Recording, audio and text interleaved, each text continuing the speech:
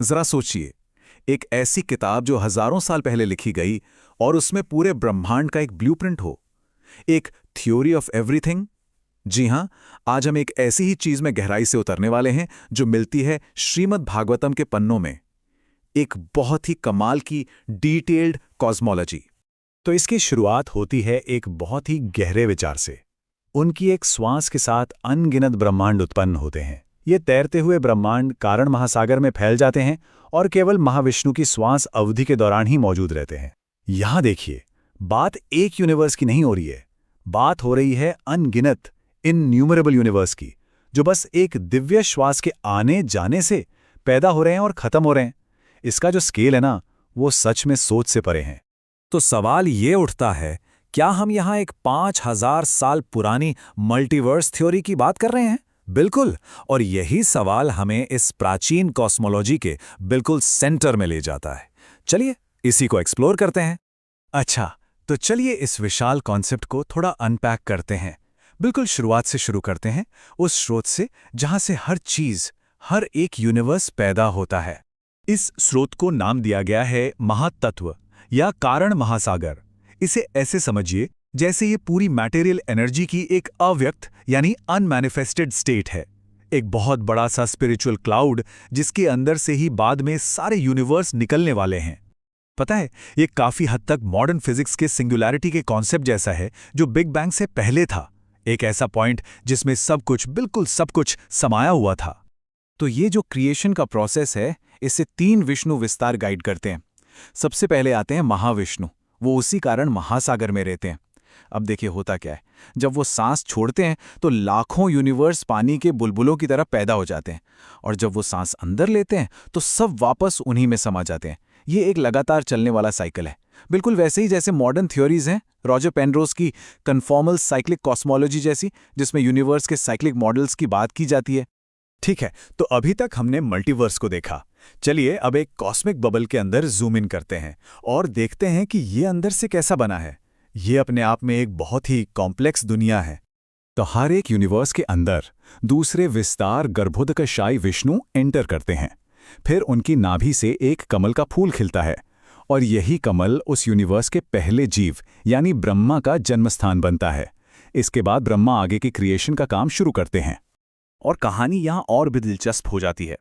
हर universe एक खुला bubble नहीं है। ये जैसे एक प्याज होता है ना, लेयर्स वाला, वैसे ही 7 अलग अलग परतों से ढका होता है। ये परतें हैं पृथ्वी, जल, अग्नि, वायु, आकाश, फिर कुल भौतिक ऊर्जा और आखिर में मिथ्या अहंकार। और इनका स्केल वो तो अविश्वसनीय है। हर अगली परत पिछली परत से 10 गुना 10 टाइम्स मोटी होती है। इससे एक बहुत ही बड़ा इंसुलेटिंग स्ट्रक्चर बन जाता है। ये अजीब लग सकता है, लेकिन ये मॉडर्न थियरीज जैसे ब्रेन कॉस्मोलॉजी या एक्स्ट्रा डायमेंशन से काफी मिलता जुलता है, जहां माना जाता है कि हमारा यूनिवर्स एक हायर डायमेंशनल स्पेस में एक ब्रेन या झिल्ली की तरह हो सकता है। तो अभी तक हमने यूनिवर्स का बड़ा स्ट्रक्चर, इसका आउटर शेल देख लिया। अब थोड़ा और अंदर चलते हैं। आखिर ये बना किस चीज से है, इसके बिल्डिंग ब्लॉक्स क्या हैं? यहां पर एंट्री होती है सांख्य दर्शन की, एक ऐसी प्रणाली जो असलियत के इन्हीं बिल्डिंग ब्लॉक्स को समझाने की कोशिश करती है। इस मॉडल के हिसाब से जितना भी पदार्थ है और जितना भी अनुभव या एक्सपीरियंस है, वो सब 24 तत्वों से बना है। इन्हें अलग अलग कैटेगरीज में बांटा गया है: स्थूल तत्व, सूक्ष्म तत्व, इंद्रियां और आंतरिक इंद्रियां। तो सोचिए, जब कोई एक फूल को देखता है यानी रूप, उसकी खुशबू लेता है यानी गंध, और उसे छूता है यानी स्पर्श, तो वो एक्चुअली इन्हीं तत्वों के साथ सीधा इंटरैक्ट कर रहा होता है। ये चार्ट आसानी से दिखाता है कि ये मॉडल असलियत को कैसे देखता है। देखिए, ये सिर्फ फिजिकल चीजों के बारे में नहीं है, ये इसके बारे में भी है कि हम उन चीजों को एक्सपीरियंस कैसे करते हैं। हमारी इंद्रियां, हमारे सेंसेस, हमारा मन, ये सब इस सिस्टम का एक बहुत जरूरी हिस्सा है। लेकिन एक बड़ा सवाल है, क्या ये पदार्थ अपने आप में चेतन है? क्या इन 24 तत्वों में अपने आप से जान है? नहीं। और यहीं पर आते हैं तीसरे विष्णु विस्तार। इन्हें कहते हैं क्षीरोदकशायी विष्णु या परमात्मा। ये सर्वव्यापी परमात्मा के रूप में हर यूनिवर्स में, हर जीव में और यहां तक कि हर एटम के अंदर भी मौजूद हैं। तो आइडिया ये है कि यूनिवर्स सिर्फ पदार्थ का एक रैंडम कलेक्शन नहीं है, बल्कि इसके अंदर एक चेतना है जो हर चीज को एनिमेट करती है, उसे जीवन देती है। तो चलिए एक बार जल्दी से समराइज करते हैं। महाविष्णु है मैक्रोकॉस्मिक क्रिएटर, पूरे मल्टीवर्स के। गर्भोदकशाही विष्णु है यूनिवर्सल क्रिएटर, हर एक यूनिवर्स के अंदर। और क्षीरोदकशाही विष्णु है अंतर्निहित परमात्मा, जो हर जगह हर एटम में मौजूद है। तो ये एक 3 लेवल क्रिएटिव हायरार्की है। और ये सब हमें इस कॉस्मोलॉजी के सबसे जरूरी अंतर पर लाता है। वो अंतर जो है बेजान पदार्थ और उसको अनुभव करने वाली चेतन आत्मा के बीच।